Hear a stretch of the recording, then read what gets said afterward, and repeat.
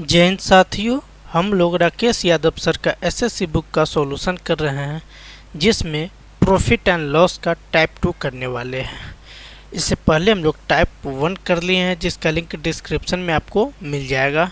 तो वीडियो में आगे बढ़ने से पहले आप मेरे चैनल को सब्सक्राइब करें और वीडियो को लाइक करें। और आज का सुविचार मेरे भाई, साहस का मतलब है कि आप अपने सपनों का पीछा करें भले ही दुनिया आपके खिलाफ हो।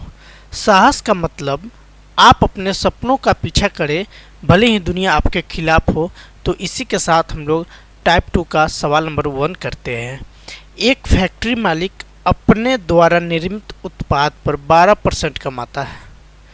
दुकानदार उसी वस्तु पर 10% लाभ कमाता है। यदि दुकानदार उत्पाद को 98 रुपया 56 पैसा में बेचता है तो कारखाने के मालिक के लिए उत्पाद का लागत मूल्य क्या होगा।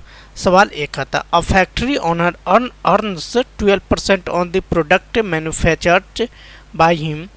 The spokespersons the shopkeepers earns 10% profit on the same items. If shopkeeper sells the product for Rs 98 rupees 56 paise then the cost price of the product for the factory owner in Rs is। ठीक है, सवाल 1 कहता है। तो इसको 1-2 method से बनाएंगे। पहला सवाल है तो इसके बाद फिर कंटिन्यू हो जाएंगे।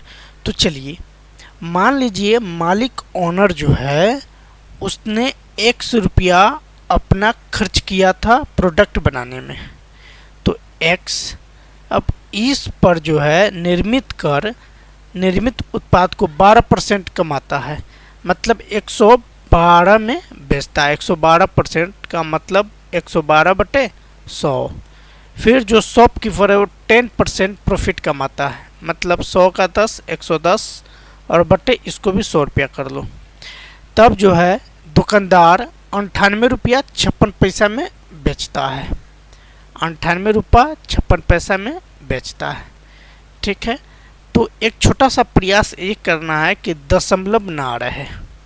ठीक है, तो x इंटू 112/100 गुनी 110/100 इक्वल दशमलव हटेगा तो नीचे क्या आएगा, 100 आएगा। 1 के बाद 2 जीरो, तो 2 जीरो आ गया। ठीक है, अब इसको काट पीट करने का उपाय हमें करना है। तो 100 से 100 आपका चला जाएगा। ठीक है, यहाँ 10 से 10 आपका ये भी चला जाएगा। क्या बचेगा, 11। तो 11 8 88, 11 8 क्या होगा, 88 होगा। तो यहाँ 11 से काटते हैं, देखते हैं। 11 8 88। ठीक है, एक क्या हो जाएगा, 10 105। 11 9 99। तो 105 में से 99 जाएगा तो 6 और 6 66, 11 6 66। ठीक है, 896 होगा। अब मेरे भाई क्या है, ये 112 है। तो 12 8 96 होता है, मतलब 112 को 8 बार 112 में 8 से गुना करेंगे 896 हो जाएगा। अब नीचे 10 और यहाँ 8 हो गया, यानी ये इस तरह हुआ x/10 = 8। तो x इक्वल क्या होगा, क्रॉस मल्टीप्लाई, तो ये हो जाएगा 8 × 10 मतलब 80 रुपया एक होगा। ठीक है, पहली तरीका ये है, दीप से ना एक करेक्ट होगा। तो दूसरी मेथड भी हम थोड़ा समझने का प्रयास करते हैं मेरे भाई। क्या कर रहा है, 12% लाभ कमाता है। तो 12% का फ्रैक्शन में वैल्यू क्या होगा मेरे भाई, 12% का फ्रैक्शन वैल्यू 3/25 होता है, आप जानते हैं। और लाभ कमाता है मतलब 28/25 ये होगा। ये दूसरी तरीका बता रहे हैं। 10% का फ्रैक्शन में वैल्यू 1/10 होता है। अब जो है लाभ कमा रहा है तो 11/10 होगा। ठीक है, तो आइए अब सेकेंड मेथड हम बनाते हैं। ठीक, तो पहले ये था 25, अब बिक रहा है मतलब 28 में। 25 का चीज़ 28 में बिक रहा है। और ये मतलब आप ऐसा समझ सकते हो कि फैक्ट्री मालिक निर्मात को 25 में बनाता है और 28 में बेचता है। और फैक्ट्री मालिक जो है से दुकानदार खरीदता है कितना में, 10 में खरीदता है और 11 में ग्राहक को, कस्टमर को बेचता है। ठीक है, ये कहता है। तो आप 25 गुनी 10 करो तो ये होगा 250, और 28 गुनी 11 करते हो तो ये आता है क्या आपका, क्या बोलते हैं, 308 आता है। कितना आता है, 308 आता है।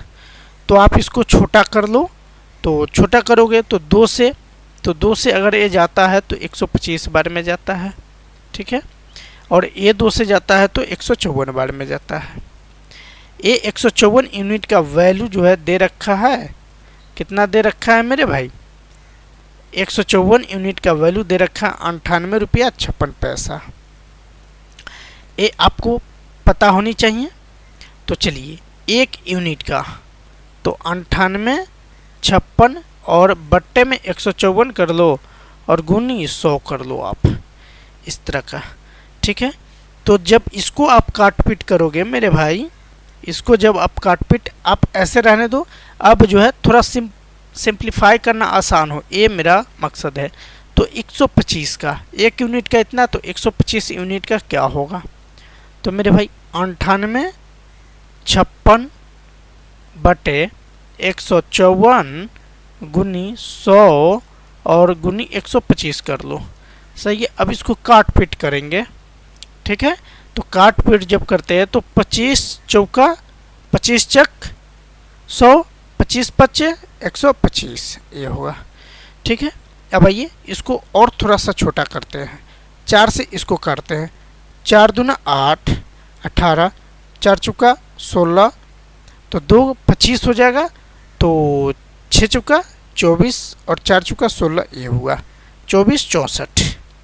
ठीक है, अब फिर जो है 100 एक क्या है, 152 है, क्या है 154 है, तो 154 को करते हैं।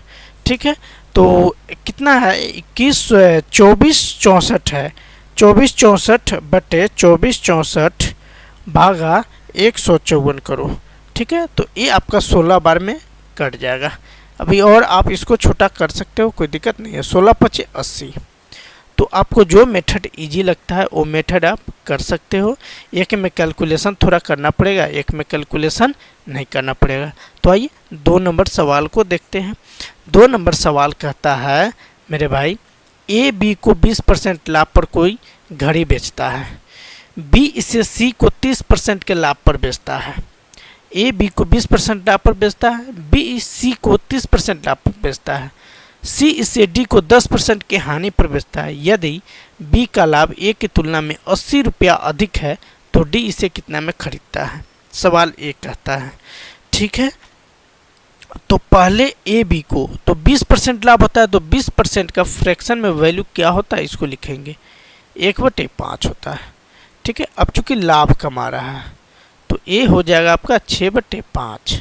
सही है, फिर जो है बी इसे सी को 30% लाभ पर बेचता है। ए बी का मैटर है। ठीक है, किसका मैटर है, ए और बी का मैटर है, तो ए बी हो जाएगा और नीचे ए हो जाएगा।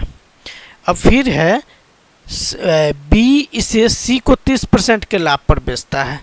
ठीक है, तो 30% का फिर फ्रैक्शन लिखेंगे, तो ये आपका 3/10 होगा। सही है, चूँकि लाभ हो रहा है तो ये 13/10 ए हो जाएगा। ठीक है, तो इस तरह चीज़ों को हम करेंगे। यहाँ पे सी 13 हो जाएगा और बी आपका 10 हो जाएगा। सही है, तो आइए अब इसको रेशियो मेथड से हम सॉल्व करने का प्रयास करते हैं, थोड़ा इजी हो सके ये हम काम करेंगे। तो A/B/C कर लेते हैं। ठीक है, इसमें D भी है क्या, हाँ D भी है। चलो ठीक है, मैं इसे करने का प्रयास करता हूँ। तो मेरे भाई कहने का मतलब ये है कि यहाँ पे 20% ए बी को देता है, मतलब बी 5 में खरीद कर 6 में बेचता है, सी 10 में खरीद कर 13 में बेचता है। आप यहाँ तक समझ पा रहे होंगे। ठीक है, अब क्या करेंगे, दोनों को सेम करेंगे। ठीक है, तो सेम करने के लिए यहाँ पे बी का वैल्यू 1 है 6 और 1 है 10, तो दोनों का एलसीएम 30 होता है। ठीक है, तो इसको अगर हम 30 करते हैं बी को, मतलब इसको 5 गुना करते हैं तो ए आपका 5 गुना, इसमें भी 5 गुना होगा तो 25 हो जाएगा।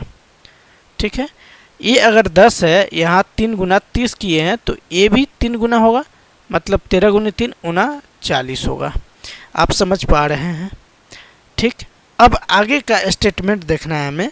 इसके बीच का अंतर देखो, इसके बीच का अंतर बी और सी का अंतर क्या 9 का हो रहा है, जबकि ए और बी का अंतर क्या हो रहा है 5 का हो रहा है।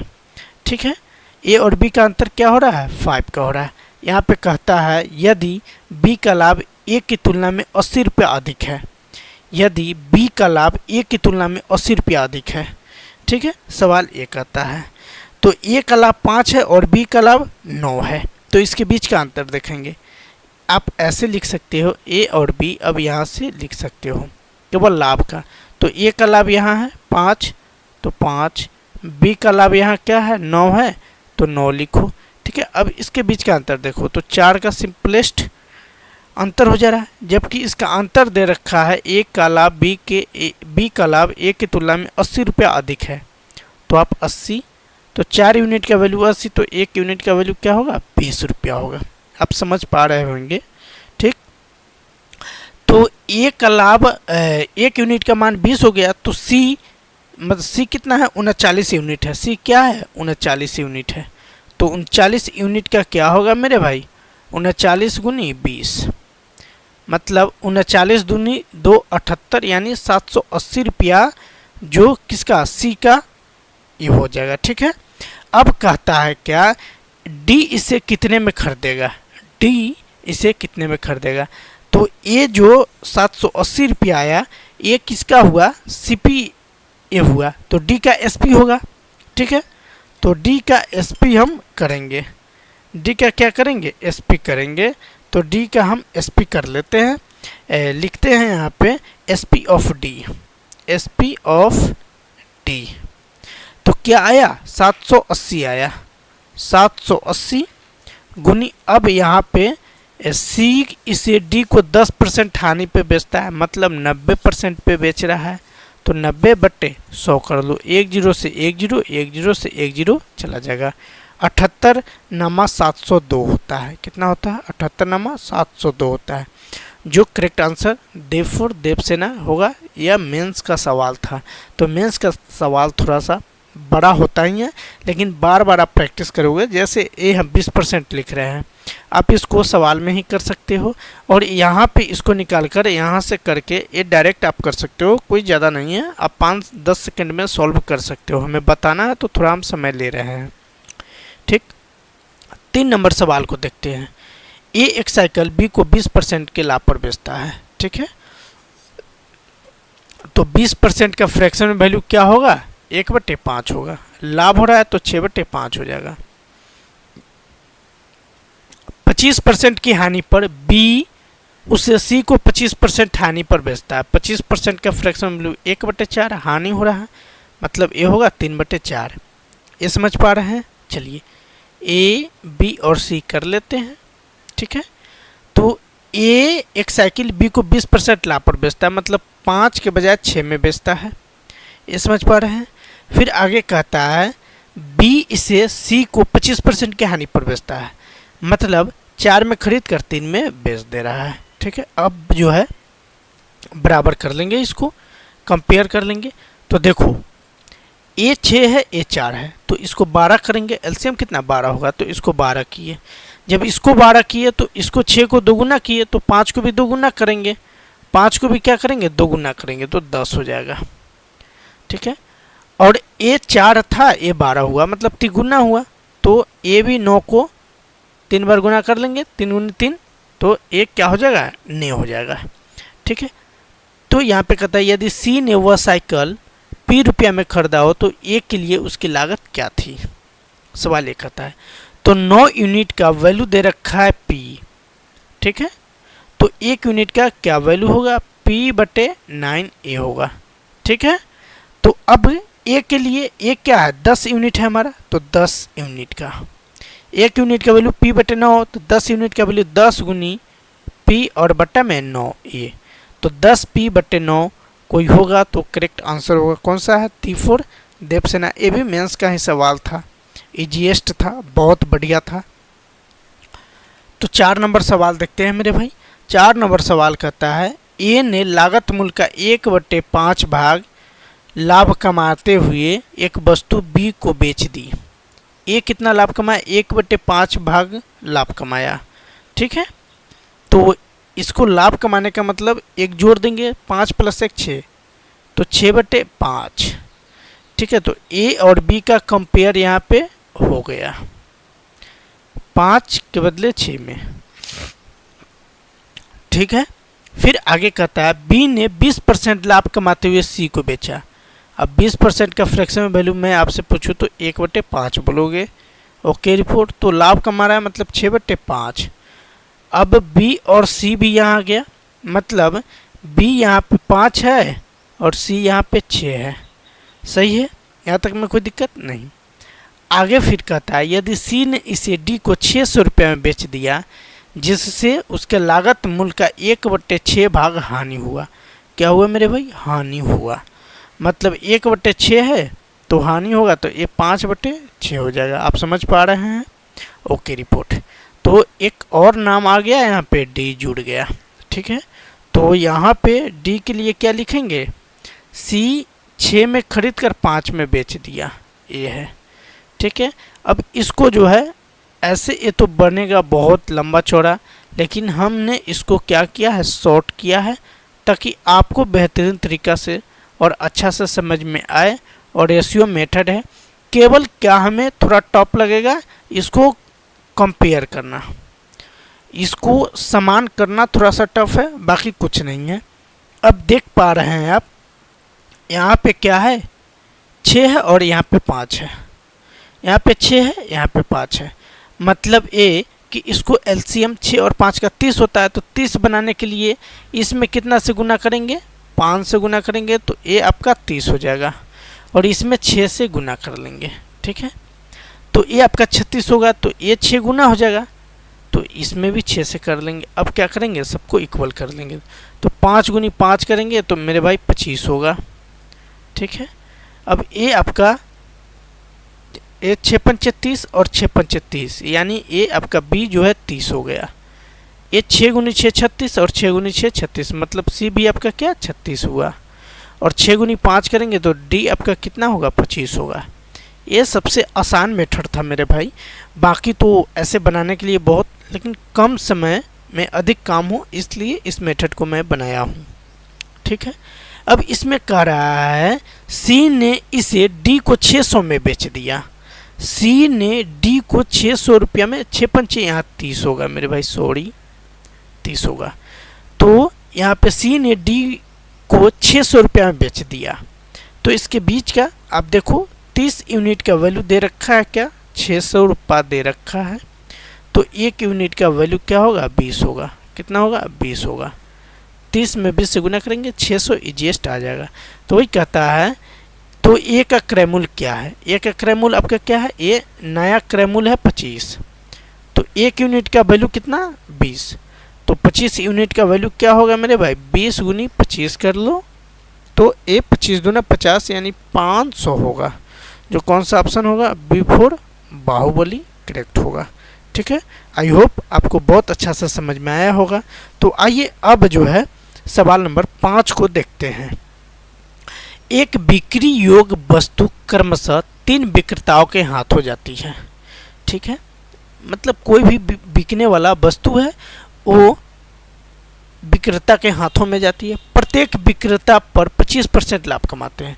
जितने भी विक्रेता है सभी ने 25% का लाभ कमाया। यदि अंतिम विक्रेता ने वस्तु को 250 रुपये में बेचा, तो पहले विक्रेता का क्रय मूल्य क्या है ये हमें पता करना है। तो ये भी कोई टफ नहीं है मेरे भाई, बहुत आसान है। आप थोड़ा अर्थमेटिक्स क्या है, शब्दों का खेल है, उस शब्द को पकड़िए, गेम को पकड़िए, म्यूजिक क्या बोलते हैं, मैजिक को पकड़िए। ठीक है, तो ये क्या है? सभी ने 25% का लाभ कमाया। हम डायरेक्ट 25% का फ्रैक्शन में वैल्यू लिखेंगे 1/4। अब चूंकि लाभ सभी ने कमाया, तो ये आपका 5 और 4 हो जाएगा। मतलब खरीदा 4 में और बेचा कितना? 5 में। सभी ने प्रॉफिट कमाया 25% का। तो हम यहाँ लिख देते हैं CP और यहाँ लिख देते हैं SP। ठीक ठीक है। तो खरीदा कितना में, 5, 4 में और बेचा 5 में। सभी ने यही काम किया, तीनों ने यही काम किया, 4 में खरीदा और 5 में बेचा। तो सीपी, ये आपका सीपी 4 गुनी 4 गुनी 4, 4 गुनी 4 गुनी 4 करेंगे तो ये क्या होगा, 64 होगा। और 5 गुनी 5 गुनी 5 करेंगे तो ये 125 होगा, ठीक है। अब यहाँ कहता है लास्ट में, यदि अंतिम विक्रेता ने वस्तु को 250 रुपया में बेचा है, कितना में, 250, तो ये जो है 125 यूनिट का वैल्यू 250, तो 1 यूनिट का वैल्यू क्या होगा, 2, 1 यूनिट का वैल्यू क्या होगा, 2 होगा। तो कह रहा है, तो पहले विक्रेता का क्रय मूल्य यही ना है 64, तो 64 को 2 से क्या कर लेंगे, गुना कर लेंगे, 64 दूनी 128, 128, जो A4 आओ एक करेक्ट होगा, ठीक। सवाल नंबर 6 को देखते हैं मेरे भाई। 6 नंबर सवाल क्या कहता है, 6 नंबर सवाल ए है, ठीक है। ए और बी का संयुक्त रूप से 650 रुपये का लाभ होता है। ए और बी का संयुक्त रूप से 650 रुपये का लाभ होता है और उन्होंने एक निश्चित किया कि वो उसका इस प्रकार हिस्सा करेंगे कि ए के लाभ का 1/3 भाग बी के लाभ के 2/5 भाग के बराबर है। तो बी का लाभ बताइए, ठीक है। यहाँ पे अर्थमेटिक्स है, पकड़ने वाली बात ये है कि करा ए के लाभ का 1/3 भाग, ए के लाभ का 1/3 भाग, तो ए के लाभ मतलब ए के लाभ के 1/3 भाग, बी के लाभ का, बी के लाभ क्या है, 2/5 भाग के बराबर है, ये कर रहा है, ठीक है। तो हम इस तरह चीज़ों को पहले कर लेंगे। अब यहाँ से इजी हो गया, A/3 = 2B/5 कर लेंगे, ठीक है। इस तरह अब ए और बी का अनुपात कर लेंगे, ए और बी यहाँ आ जाएगा ऊपर से, तो बी यहाँ। अब मेरे भाई 3 यहाँ है तो यहाँ आ जाएगा, तो 2 गुनी 3 6 और 5/5, मतलब ए का हिस्सा 6 और बी का हिस्सा 5 ए होगा।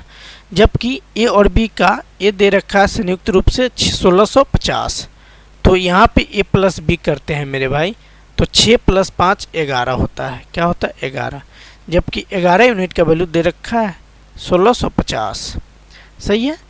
तो 11 यूनिट का वैल्यू जब 1650 दे रखा है तो 1 यूनिट का वैल्यू क्या होगा, 11 कम 11, 11 × 5 = 55, 150 होगा, ठीक है। तो 1 यूनिट का वैल्यू 150 होगा, ठीक। तो जब 1 यूनिट का वैल्यू 150 होगा तो यहाँ पे कहता है बी का लाभ, तो बी का ये 5 हिस्सा है तो 5 यूनिट का वैल्यू क्या होगा, तो 5 गुनी 150 कर लेंगे, तो 15 × 5 = 75, 750 आएगा, जो कौन सा आंसर होगा, B4 बाहुबली ए होगा, ठीक है। सवाल नंबर 7 और इस टाइप का आखिरी नंबर सवाल है, तो आइए इसको बेहतरीन तरीके से सॉल्व करते हैं।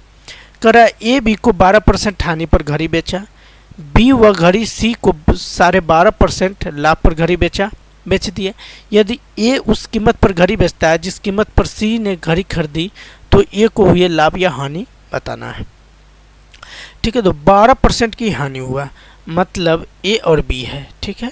एक खरीदा 100 में और बेचा 12% की हानि पर 88 में, ठीक है। और आगे कह रहा है, आगे ये कह रहा है मेरे भाई कि बी सी को 12.5% लाभ पर बेच देता है। तो 12.5% का फ्रैक्शन में क्या होता है वैल्यू मेरे भाई, 1/8 होता है। ये सब आपको याद होनी चाहिए, तब फास्ट में बनेगा, तुरंत बनेगा। तो लाभ हो रहा है मतलब 9 में, 8 में खरीद कर 9 में बेचा, तो ये आपका 8 हो जाएगा, ये आपका 9 हो जाएगा, ये आपका सी का रेशियो हो जाएगा, सही है। अब मेरे भाई देखो, ये 88 है और ये 8 है, इसका मतलब ये है कि इसमें हम अगर गुना कर दे 11 से, कितना से गुना कर दे 11 से, तो ये आपका आ जाएगा ये सेम रेशियो। तो ऊपर वाला जैसे है वैसे ही रहेगा, ये 88 88, 11 8 88। अब चूंकि 11 से 8 में गुना किए तो 88 हुआ, तो 9 में भी गुना करेंगे तो 99 होगा, समझ पा रहे हैं। तो इसके बीच का अंतर देखो, ए और सी का यहाँ पे बोल रखा है, यदि ए उस कीमत पर घड़ी बेचता है जिस कीमत पर घड़ी सी ने खरीदी थी, तो इसके बीच का अंतर देखो एक का अंतर कितने पे हो रहा है, 100 पर हो रहा है। अब चूंकि ए ने खरीदी थी कितना पे, ए 100 पे और सी 99, तो यहाँ पे जो है प्रॉफिट हो रहा है इसको, ठीक है, एक का प्रॉफिट हो रहा है, तो 100 और गुनी 100% कर देंगे तो प्रॉफिट परसेंट इस तरह आ जाएगा। तो 100 से 100 आपका कैंसिल हो जाएगा, तो कितना परसेंट, 1% का आपका क्या हो रहा है मेरे भाई, प्रॉफिट हो रहा है। तो कौन सा ऑप्शन होगा, B4 बाहुबली एक करेक्ट होगा। तो हम टाइप 2 का 7 सवाल कर लिए। अब जो है टाइप 3 का सवाल हम कर रहे हैं, जहाँ तक पॉसिबल है वहाँ तक हम आज कर लेंगे, फिर नेक्स्ट वीडियो में हम करेंगे, ठीक है। तो 1 नंबर सवाल देखते हैं टाइप 3 का। एक व्यक्ति ने एक वस्तु खरीदी और उसे 10% की हानि पर बेच दिया। यदि उसने इसे 30% कम मूल्य पर खरीदा होता और इसे RS 90 रुपया अधिक में बेचा होता तो उसे 35% का लाभ होता। वस्तु का क्रय मूल्य बताना है। तो कहानी नहीं पढ़ना है मेरे भाई, आप सवाल को देखिए क्या कर रहा है, बिल्कुल मैजिक है। कर रहा है वस्तु खरीदी और उसे 10% हानि पर बेचा। तो आप मान लो CP 100, CP क्या मान लो मेरे भाई, 100 मान लो, तो हानि हो रहा है कितने का, 10% का, मतलब एक कि 90 में बेच दिया। खरीदा 100 में, बेचा 90 में, सही है। आप यहाँ तक एक बार पढ़ लेंगे। नेक्स्ट क्या कहता है, यदि उसने इसे 30% कम मूल्य पर खरीदा होता है, यानी 100 में जो खरीदा था उसको 30% कम मूल्य पर खरीदा होता, ठीक है, मतलब ये है कि ये 70 में खरीदता, ठीक है, तब इसे 35% का लाभ होता। अगर 90 रुपये में बेचता तब कितना का लाभ होता, 35% का लाभ होता, ठीक है। तो 70 का हम मेरे भाई 35% निकालेंगे, कितना निकालेंगे, 70 का 35%। यहाँ पे निकाल लेता हूँ, आप फ्रैक्शन वाला याद रखोगे तो कुछ ज़्यादा ही बेटर होगा, 35%, ठीक है। ये आपका 5 से 7 बार में चला जाएगा, ये 5 से आपका कितना बार में जाएगा, 20 बार में जाएगा। 1 0 से 1 0 खत्म, 7 7 49 और बट्टे 2 ये होगा, ठीक है। तो ये आपको 70 में जुटेगा नहीं, 24.5 जो है 70 में जुटेगा। तो 70 में 24.5 को जोड़ते हैं तो ये आपका आता है 94 रुपया 5 पैसा, 50 पैसा, सही है। तो ये बोल रखा है यहाँ कि 30% कम मूल्य में खरीदता और इसे 90 रुपया अधिक में बेचता तो 35% का लाभ होता। मतलब पहले 90 में बेचता, अब 94.5 में बेचेगा। तो अंतर क्या आप देख पा रहे हो मेरे भाई, 4.5 का अंतर देख पा रहे हो, जबकि अंतर दे रखा है क्या, 90 रुपये का अंतर दे रखा है। तो 5.4 यूनिट का वैल्यू 90 रुपया है, ठीक है। तो 1 यूनिट का वैल्यू पता कर लेंगे, तो 90/4.5, ठीक है, ये हुआ मतलब 4.5 ये हुआ। तो आप यहाँ से दशमलव जब हटाओगे तो यहाँ क्या कर लोगे, 10 डाल लोगे, सही है। अब 45 दूना 90, यानी 1 यूनिट का वैल्यू क्या हो जाएगा, 20 हो जाएगा। तो आगे क्या कहता है, वस्तु का क्रय मूल्य CP, तो CP हमेशा 100 पर होता है, कितने पर होता है, 100 पे होता है। तो ये आपका 20 गुनी 100 करेंगे तो 2000 होगा, जो कौन सा ऑप्शन दिख रहा है मेरे भाई, option B4 Baahubali correct answer है। तो आइए 2 नंबर सवाल करते हैं, सेम कंसेप्ट, थोड़ा भी हमें इस रास्ते से नहीं भटकना है, मंजिल उसी को मिलता है। तो आइए अब जो है 2 नंबर को करते हैं।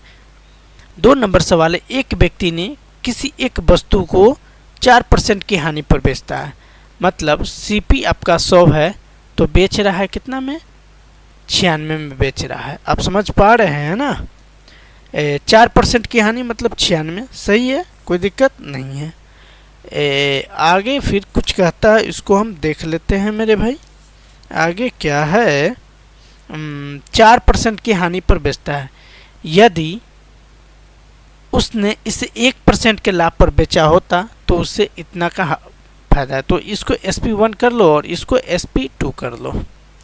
तो 1% का लाभ होता मतलब 101 में बेचता, कितना में बेचता मेरे भाई, 101 में बेचता। तो ये 96 है और ये 101 है। तो इसके बीच का अंतर आप देखो तो 5 का अंतर होता है, कितने का अंतर होता है, 5 का। जबकि दे रखा है 1% का लाभ होता तो 42.5 रुपये का क्या होता, फायदा होता। तो 5 यूनिट का वैल्यू दे रखा है 42.5। सही है, आप समझ पा रहे हैं। तो 1 यूनिट का वैल्यू क्या होगा, तो 8.5 हो जाएगा 1 यूनिट का वैल्यू। तब कहता है 100 यूनिट का वैल्यू क्या होगा, तो 100 यूनिट का वैल्यू 850 होगा। आगे कहता है उस वस्तु का विक्रय मूल्य, उस वस्तु का विक्रय मूल्य कितना होना चाहिए। तो यहाँ पे 18% लाभ अर्जित करने के लिए तो 805 का 50 का 18% निकालेंगे तो 100% का वैल्यू 850। तो 100 क्या है 118, 18% लाभ कमाने के लिए 118% का, ठीक है। तो 850 बटे 100 और गुनी 118 आप कर लो। एक जीरो से एक जीरो चला जाएगा, ए 2 से 5 बार में जाएगा और ए 2 से 5 दूना 10 और 9 59 बार में जाएगा। यह 17 पचे 85 ये होगा, ठीक है। 17 गुनी 59 करेंगे तो 1003 करेक्ट आंसर होगा। जो ऑप्शन कौन है, C4 कौन प्यार है, ए वाला होगा। उम्मीद करता हूँ वीडियो अच्छा लगा होगा, तो वीडियो को लाइक और चैनल को सब्सक्राइब करना ना भूले।